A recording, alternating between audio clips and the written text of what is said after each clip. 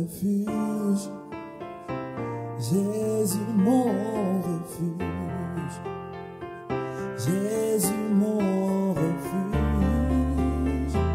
Jésus mon refuge.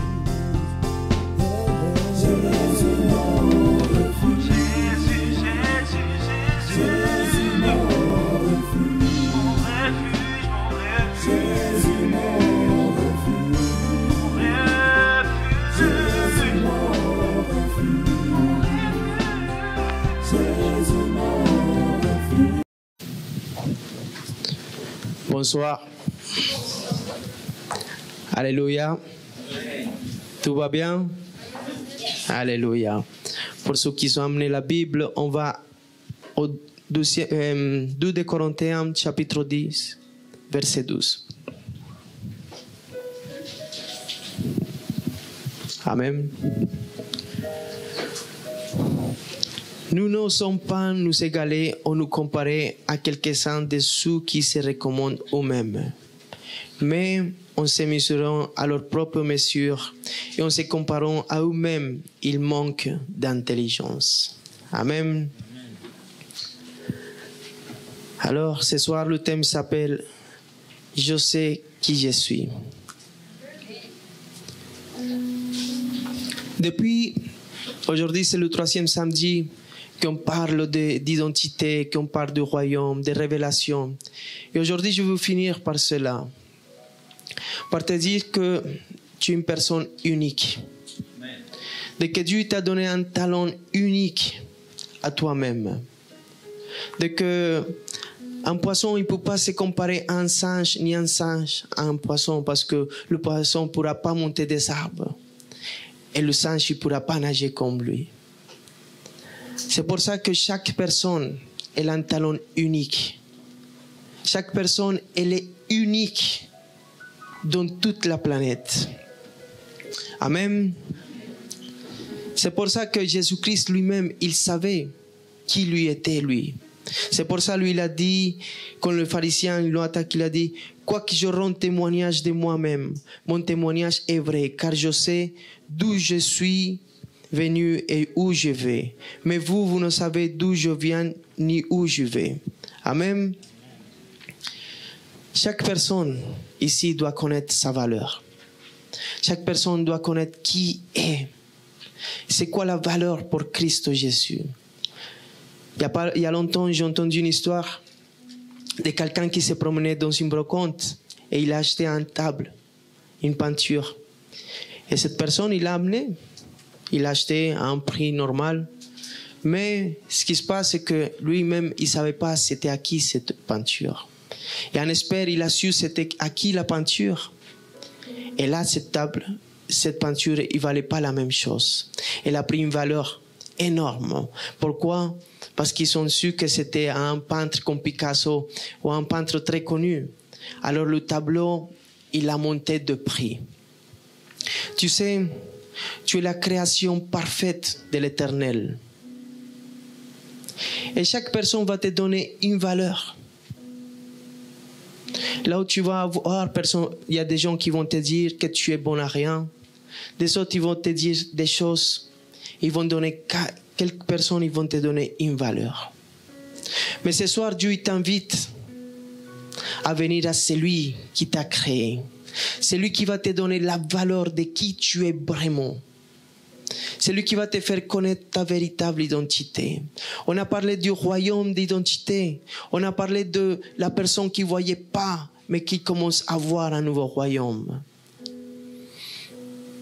Là, le monde, peut-être, il a enlevé cette valeur que tu es, cette personne que tu es.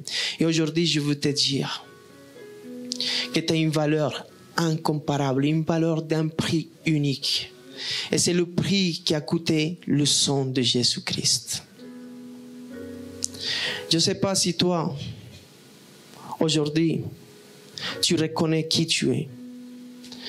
Je ne sais pas si aujourd'hui tu reconnais qu'est-ce qu'il a fait le Seigneur pour toi. Et c'est quoi le prix qu'il y a en toi. Et c'est pour ça que tout ce temps, ces 3 samedis, on a parlé d'identité, mais aussi on a parlé de la paternité. De la paternité. de le véritable prix que Dieu veut te donner. Et là, quand tu sauras, c'est quoi ton prix, ton identité, c'est là que l'enfer il va trembler. Parce que quand tu vas assumer ton identité, c'est là que l'enfer il va avoir peur. Mais là, peut-être toi, tu ne connais pas ton identité, c'est toi qui as peur. C'est toi qui vis dans la crainte, dans la pauvreté, dans la misère, parce que tu ne connais pas ta véritable valeur. Le Seigneur aujourd'hui, il va te ramener pour fermer ces 3 samedis qu'on a parlé. Il va te dire aujourd'hui, la véritable révélation pour toi, c'est d'être fils. Tu sais, quand Jésus il a été amené, quand il est parti se baptiser, il a dit, dès que Jésus ait eu été baptisé, il sortit de l'eau et voici les cieux s'ouvrent. Il vit l'Esprit de Dieu descendre comme une colombe et venir sur lui. Et voici une voix, fit entendre dessus ces paroles. Celui-ci, c'est mon Fils bien-aimé, en qui j'ai mis toute mon affection. Tu sais,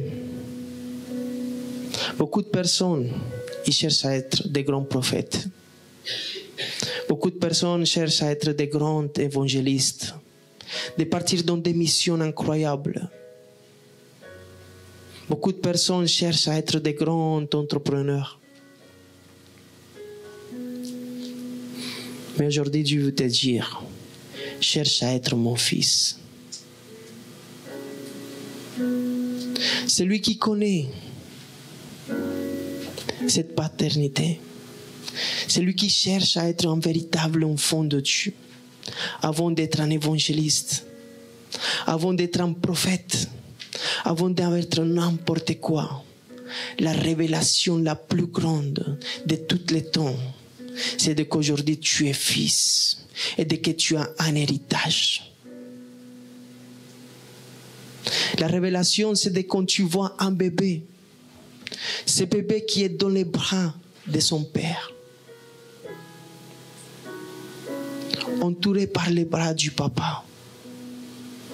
Et qu'est-ce qu'il pense un bébé dans le bras de papa? Ils se sentent sûrs, ils se sentent en sécurité, ils se sentent protégés.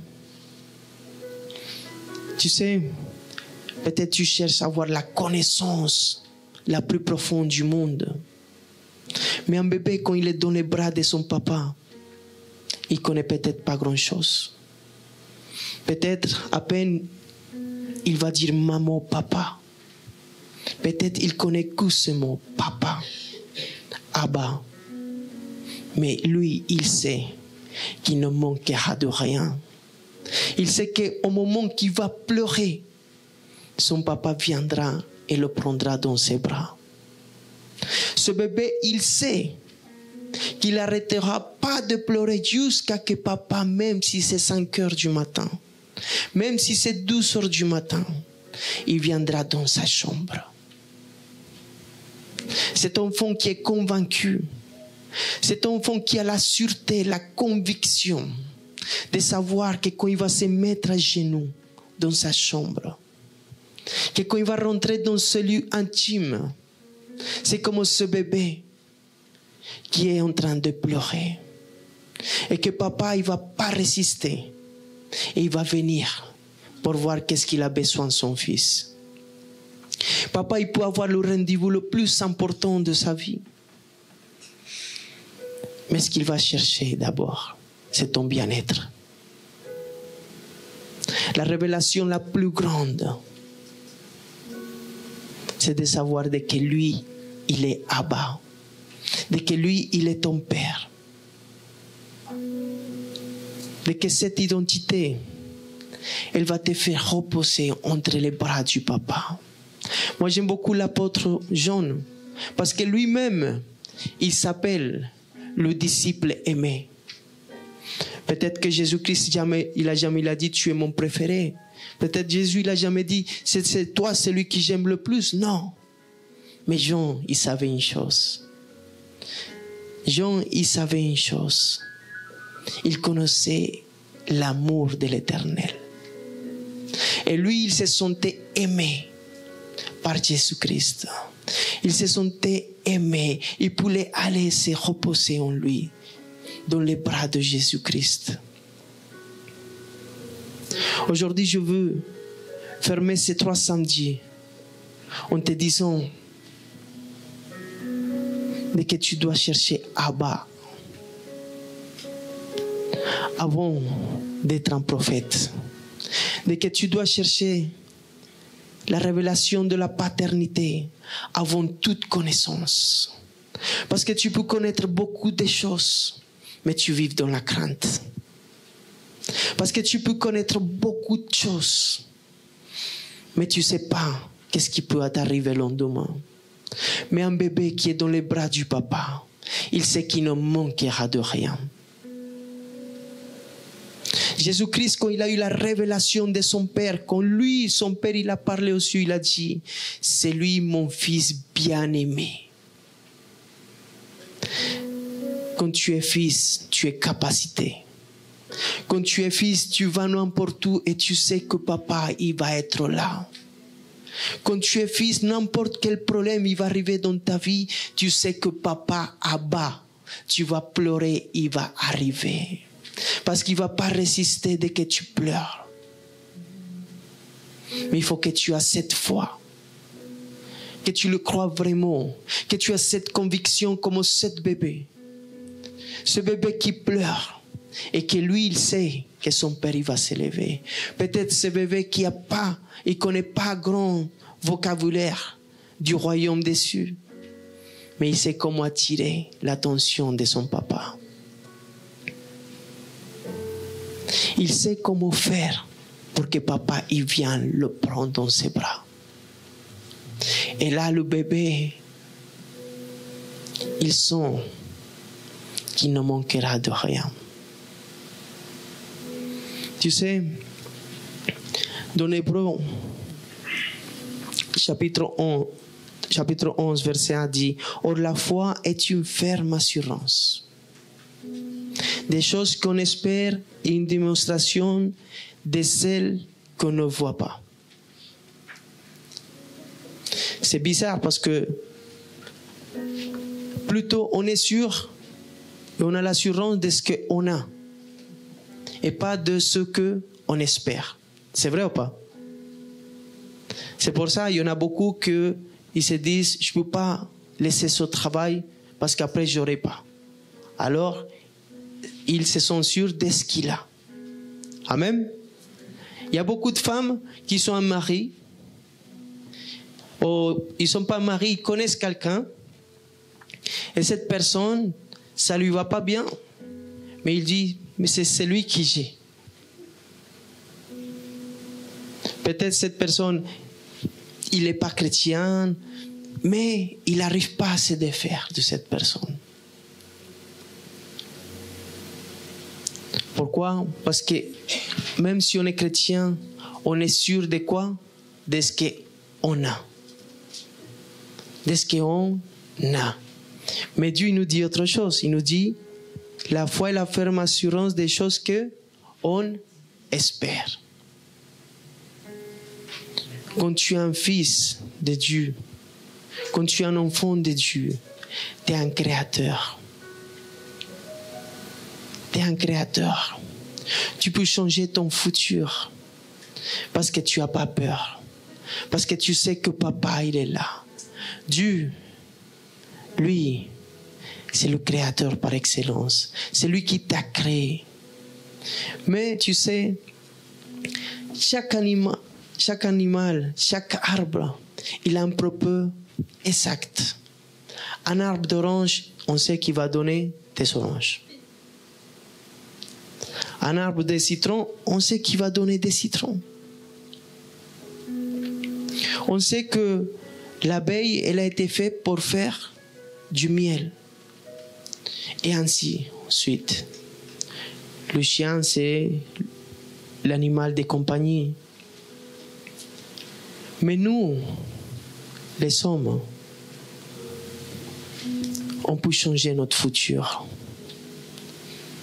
Une abeille, elle ne peut pas dire, non, écoute, je ne fais plus de miel. elle va faire toujours du miel.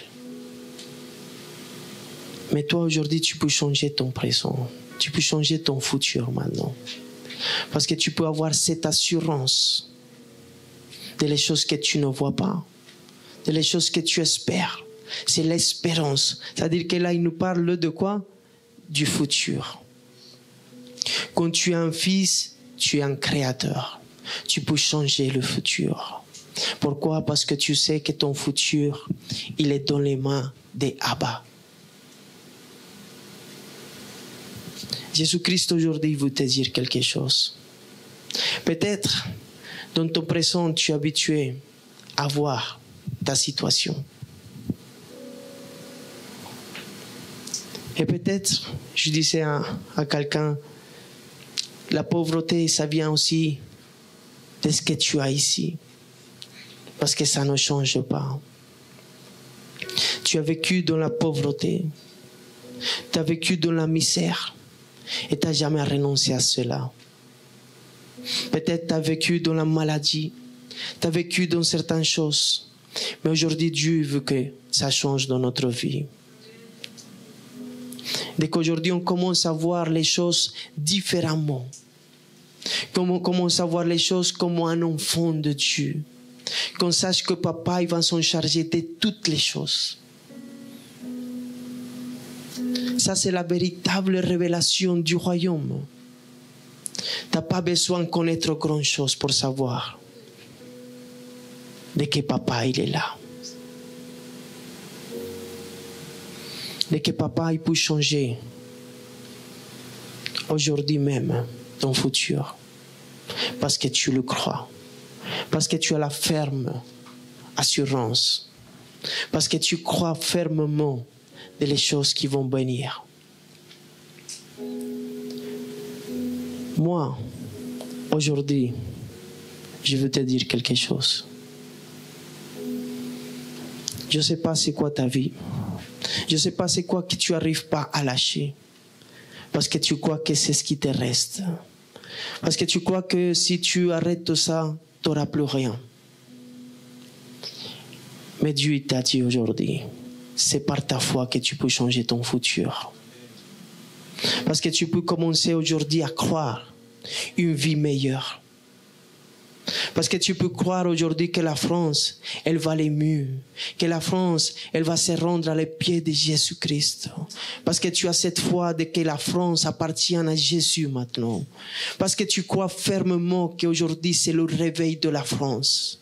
Et par tes pensées, par ta foi, ta croyance ferme, la France, elle va commencer à changer à partir de ta vie. À partir de là où tu vas, par ta foi. Parce que les gens ils vont voir quelqu'un qui a cette révélation de la paternité, de celui qui ne manque de rien. Aujourd'hui, je veux te dire, tu es un fils, tu es une fille de l'Éternel, de celui qui appartient à toutes les choses. Et ce message qui est peut-être simple, mais que si véritablement tu l'appliques dans ta vie elle va changer. Peut-être aujourd'hui je ne te parle pas des choses cachées, approfondies, mais dans le royaume des cieux, les choses sont simples. C'est le meilleur à faire. Ne complique pas ta vie. Mais cherche cet amour du papa. N'écoute pas les valeurs qui t'ont donné les autres. Mais cherche celui qui est l'expert. Celui qui par excellence, il sait combien tu l'as coûté. Combien il a été disponible pour donner pour ta vie. Qui sait combien il a payé, lui? Qui sait ici combien il a payé pour ta vie? 3. Alors, je sais pourquoi Dieu m'insiste autant de vous donner ce message. Ça l'a coûté le sang le sang de son Fils. Il a payé ce prix pour toi. Pas pour que tu te plains tous les jours, mais pour que tu sois dans la joie. Que tu ne sois pas comme ces chrétiens qui ont été baptisés avec du citron. Ils ont toujours le visage comme ça, crispé. Non. Change ce visage. Qui va changer son visage maintenant? Qui est prêt à dire à l'Éternel, Seigneur, aujourd'hui je te connais parce que tu es mon papa et je sais que tu es attentif à mes besoins. Je sais que tu connais tout ce que j'ai besoin avant que je parle, parce que c'est toi qui m'as créé dans le ventre de ma mère. Quand j'étais informe, tu me regardais déjà. Maintenant, je veux être dans cette révélation qui est les bras de papa. Là où je manque de rien. Là où mon futur, il est déjà fait. Parce qu'il amène cette espérance dans ma vie. Là où il va m'amener. Et quand je connais là où il va m'amener, où il m'a créé et où il va m'amener, que je connais pourquoi je suis là, je suis tranquille. N'importe ce qui se passe dans mon entourage aujourd'hui, je suis un fils bien-aimé. Et qu'à partir d'aujourd'hui, chaque chose que je demande à papa, il va prendre compte. Là, quand j'arrive dans ma chambre, demander quelque chose à papa, il va s'élever. Peut-être s'il est en train de parler avec les anges, il va tout arrêter pour venir voir dans ta chambre. Parce que tu es son fils, sa fille bien-aimée. Et si on vraiment sait c'est qui un papa, je crois qu'il n'y a pas beaucoup de papas ici, beaucoup de mamans. Je ne sais pas. Il y en a? Il y en a? Amen. Tu sais, quand tu es papa, quand tu es maman, tu comprends cette paternité. Et tu sais que tu ne peux pas laisser ta fille, ton enfant pleurer pendant des heures. Même s'il est en tort, tu vas venir. Tu vas te mettre à genoux devant lui et sécher ses larmes. Tu sais, combien d'ici qui sont des papas ou des mamans, ils croient qu'ils font bien les choses? Combien? 1, 2, 3. Et je veux te dire quelque chose.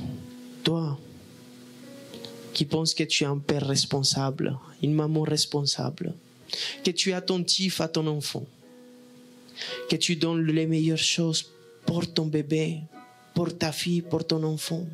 Tu veux toujours l'acheter les meilleures choses. Que quand il était bébé, quand il pleurait des heures et des heures, tu restais avec. Et tu le balançais. Et tu faisais tout pour qu'ils s'en rendorment. Celui qui a été papa, maman, il connaissait quoi ça? Celui qui, quand ils ont commencé à sortir ses dents, il avait mal. Vous vous rappelez de ça? Et que vous restez éveillé malgré que le lendemain il fallait aller au travail. Mais c'est ton fils. Il faut que je reste éveillé parce qu'il a mal. Et à 6 heures du matin, l'alarme elle sonne. Et tu ne dis pas, ah non, tu te lèves et tu t'en vas. Tu sais que c'est ton fils que tu aimes. Mais maintenant, je veux te dire quelque chose. Tu es un mauvais père. Tu es une mauvaise maman. Tu sais pourquoi? Parce que Jésus-Christ l'a dit. Il a dit, vous que vous êtes des mauvais. Vous êtes des mauvais papas. Et votre fils, il vous demande un pain, vous ne donnez pas un caillou. C'est lui qui l'a dit, c'est pas moi. Vous m'avez regardé mal. C'est lui qui l'a dit. Nous, on est mauvais. Mais malgré qu'on est mauvais, on veut faire de notre mieux pour lui donner. On a cet amour de papa et maman. Et s'il a mal, on veut même que cette douleur, il nous la donne à nous. Parce qu'on l'aime.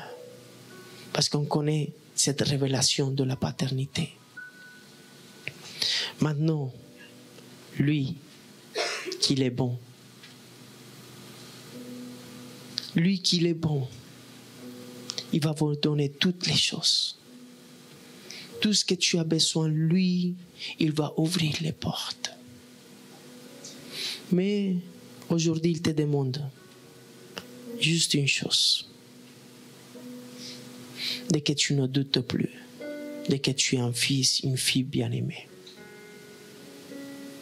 dès que tu as la révélation, dès que ton Père, quand tu auras besoin, quand toi, tu te sentiras mal, quand tu auras besoin de la consolation, il viendra, il te prendra dans ses bras. Dès que lui, il t'a fait à son image et à sa ressemblance.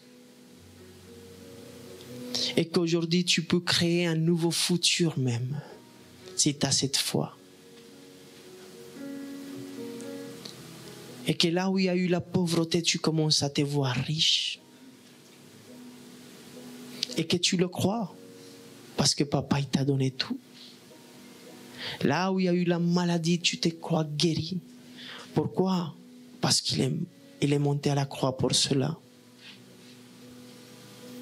Mais on a besoin cette foi, la foi d'échanger ce futur.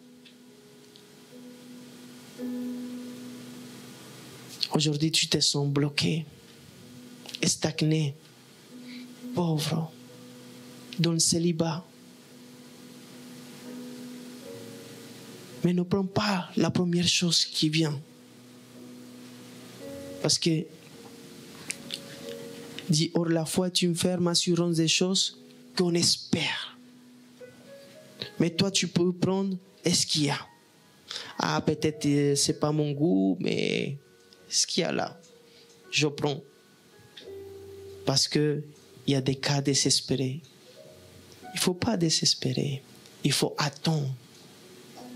Il faut attendre et se dire vraiment, est-ce que tu veux? Et l'espérer. Espère-le. Quand tu espères ces choses-là, tu es en train de changer ton futur. Tu es en train d'attirer ce qui est vraiment tu veux pour toi. Parce que tu attends. Parce que tu es sûr de quoi? Des choses que tu espères. Parce que tu sais que papa, il va te donner vraiment ce que tu attends, ce que tu espères. Amen. Amen. Il ne faut pas se précipiter à rien. Parce que Dieu, il a des bonnes choses pour nous. Lui, c'est un papa bon. Tout ce que tu as demandé à genoux, il l'a entendu. Il l'a entendu. Mais maintenant, est-ce que tu crois à ce que lui va te donner? Combien d'ici le croient? Mais peut-être tu as demandé à un mari comme ça. Mais comme le temps il passe et que tu n'as pas ce mari et le célibat, tu vas prendre le premier qui passe. Ah, là c'est pas bon. Il faut attendre vraiment parce que Dieu il t'entend. Et quand tu demandes quelque chose, une maison, quand tu demandes un travail et toutes ces choses-là, demande-le à Abba. C'est pour ça qu'avant toutes les choses que tu vas demander, en sachant que lui c'est ton papa. Alors la première révélation avant tout, c'est la paternité. Parce que quand tu as la paternité, tu es sûr de que tu auras toutes les choses. Cherche d'abord le royaume et sa justice. Cherche Papa. Cherche Abba. Amen. J'espère que cette prédication t'a édifié. La Bible dit dans la lettre aux Romains, au chapitre 10, verset 9, que si tu reconnais publiquement que Jésus est le Seigneur et que Dieu l'a ressuscité d'entre les morts, alors tu seras sauvé. Je t'invite à faire cette prière avec moi afin de recevoir la vie éternelle. Là où tu es, tu peux fermer tes yeux et dire « Seigneur Jésus-Christ, je t'ouvre mon cœur. Je reconnais mon péché devant toi. Je te remercie d'avoir porté, Seigneur, toutes mes fautes à la croix et de m'avoir offert la vie éternelle. Je crois que tu es le Fils de Dieu, que tu es mon Seigneur et mon Sauveur. Je reçois ton Saint-Esprit aujourd'hui. Je pardonne toutes les personnes qui m'ont fait du mal dans ma vie, Seigneur. Et j'accepte ton amour au nom de Jésus. Amen.